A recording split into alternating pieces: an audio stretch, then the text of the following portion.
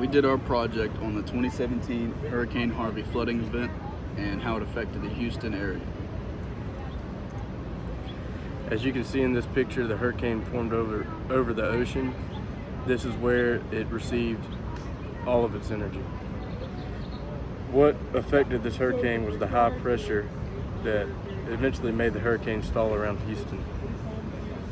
The rainfall of this hurricane was pretty extreme. It was more than 5 foot of rain that fell in southeast Texas, and this pretty much made it where it was extreme flooding, just tons of damage, as you will see in the next slides. The rain was caused by increased heat in the ocean. The ocean is the Gulf of Mexico, of course, and the temperatures ended up getting to 80 degrees Fahrenheit. Of course, the increased heat really intensified the hurricane and made it where it just got worse and worse over time, and it eventually died down, of course. There's also studies that show human-made climate change also had a factor in this hurricane. There was a huge increase in greenhouse gases in the atmosphere from the burning of fossil fuels. As you can see in these pictures, the hurricane made landfall on many waterways, which caused flooding like this, where it was pretty rough. The Bezos River was the main river that intensified the flooding, and that was a huge factor in this hurricane. Over 38 counties were affected. The hurricane's movement, it kind of moved inland and then ended up moving north of Victoria, Texas. So Hurricane Harvey was the second most costliest storm that ever affected the U.S. mainland. It racked up $126 billion worth of damages and displaced thousands of people. 13 million people were affected by the storm, and 100 people were killed from flooding or other effects from this hurricane.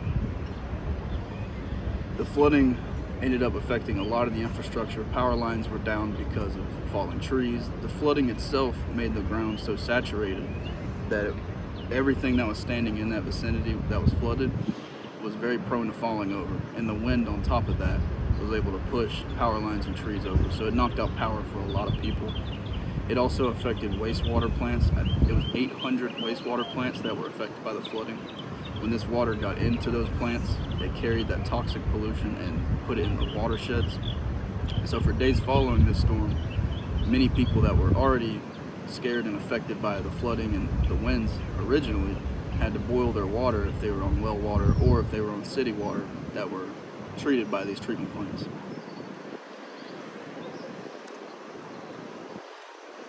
A lot of the mitigation and things that people did to try to stop future flooding events happened afterwards. Before, people weren't really aware that a flooding event like this could happen, and I guess this really opened up their eyes to show them how quickly it can happen and how easily just one storm can come in and stall out and flood an entire area.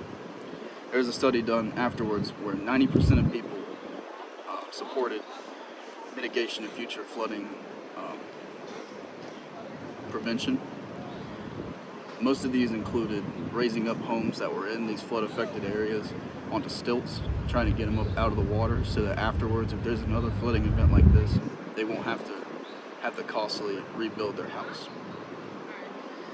Another thing that they introduced is widening bayous and rivers and canals to try to make a route for the water to escape back into the ocean instead of it sitting in one spot for so long and just tearing up everything it can.